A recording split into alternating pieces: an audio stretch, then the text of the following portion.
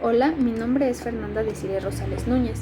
Soy alumna de la ESIA Zacatenco turno matutino, del grupo 5CM4 de la materia de tuberías y canales. El día de hoy yo les voy a hablar un poco sobre las características de los conductos, de los flujos y de los fluidos. Vamos a comenzar hablando sobre los conductos. Un conducto es el medio por el cual se mueve un flujo, ya que éste carece de forma y existen dos tipos, las tuberías y los canales. Existe una clasificación de los conductos según su material y su uso, ya que estos se fabrican de diferentes materiales en función de consideraciones técnicas y económicas.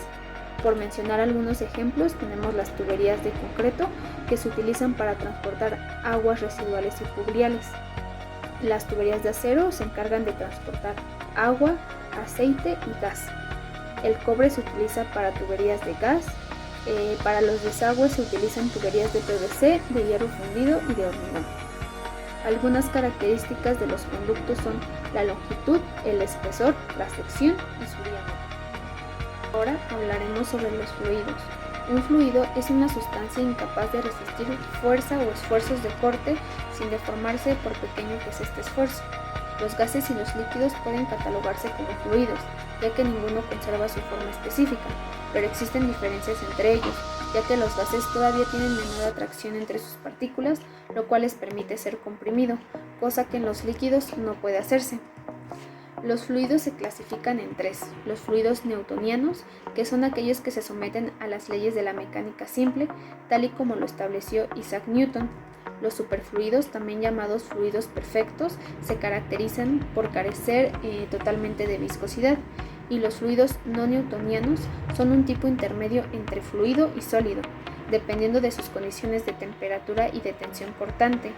Así no se tendrá una viscosidad única, sino que dependerá de la fuerza que impacte sobre él.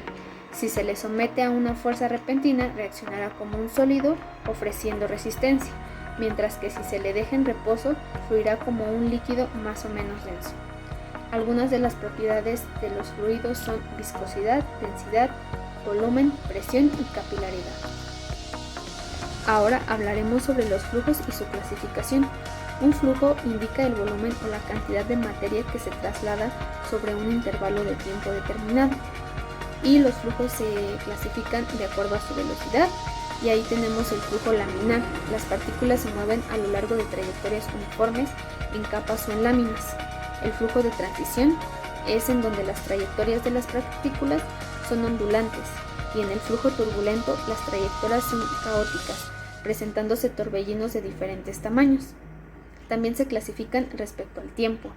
Los permanentes, donde las condiciones de velocidad del escurrimiento en cualquier punto no cambian con el tiempo, y los flujos no permanentes, donde las propiedades del fluido y las características mecánicas serán diferentes de un punto a otro. Otra clasificación es respecto al tiempo. Tenemos el flujo uniforme, que es poco común y ocurre cuando el vector de velocidad es idéntico en magnitud y en dirección. Y el flujo no uniforme es cuando el vector velocidad no es constante a lo largo de la línea de corriente. Otra clasificación es de acuerdo a su viscosidad. Tenemos el flujo ideal, que es incompresible, su volumen no cambia y la densidad es constante, mientras que el flujo real es viscoso y o compresible. También se clasifican respecto al salto hidráulico, y ahí tenemos el flujo crítico, subcrítico y supercrítico. También se clasifican respecto a su análisis. Tenemos el flujo unidimensional, en el que el vector velocidad solo depende de una variable espacial. El bidimensional es en el que el vector de velocidad solo depende de dos variables espaciales, y el tridimensional, en el que el vector de velocidad depende de tres coordenadas espaciales.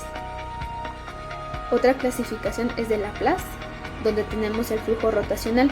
Las partículas giran sobre sí mismas al desplazarse, y el flujo irrotacional, que es donde las partículas no giran sobre sí mismas. Por último, tenemos la clasificación por cambio de densidad. Tenemos el flujo compresible, donde la densidad varía significativamente ante el cambio de presión, y el incompresible, donde la densidad siempre permanece constante con el tiempo. El número de Reynolds es un parámetro adimensional cuyo valor indica si el flujo sigue un modelo laminar o turbulento. El número de Reynolds indica la relación entre las fuerzas de inercia y las fuerzas viscosas de un fluido. Hay que recordar que las fuerzas de inercia son aquellas que tiene cualquier cuerpo que sufre una aceleración o una desaceleración, y las fuerzas viscosas son aquellas que se oponen al movimiento libre del fluido por el rozamiento interno de sus partículas. Sabemos que un flujo es laminar si el número de Reynolds es menor a 2300. Sabemos que un flujo está en transición si el número de Reynolds es mayor a 2300 pero menor a 4000. Y sabemos que un flujo es turbulento cuando el número de Reynolds es mayor a 4000.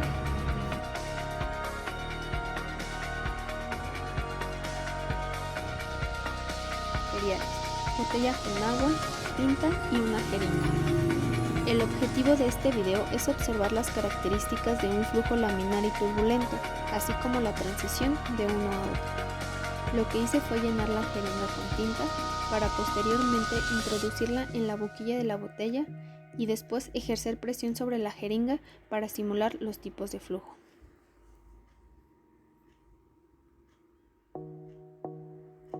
El primero que se muestra es el flujo laminar, donde las partículas se mueven en trayectorias uniformes y observamos la tinta que se mueve como una lámina, tal y como lo indica su nombre.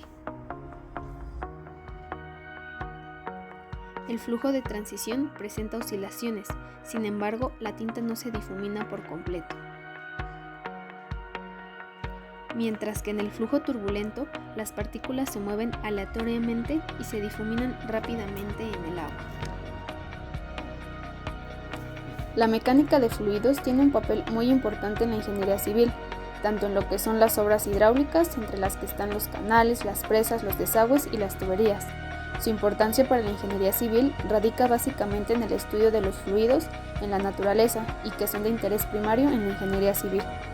El agua, esto aplica para el estudio del fluido a presión, tanto en acueductos como en alcantarillados.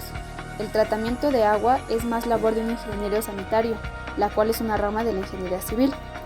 Otra aplicación es el flujo libre, que son los canales, para conocer su comportamiento, sus caudales, su velocidad y su profundidad. ¿Y para qué saber esto? Pues para diseñar canales básicamente, sus dimensiones y qué materiales vamos a utilizar. La mecánica de fluidos relaciona bastante lo que es la ingeniería hidráulica con la ingeniería civil. Esta se podría llamar como la base de estas dos, ya que aquí se produce el núcleo de todo lo relacionado a los flujos de líquidos dentro de instalaciones civiles.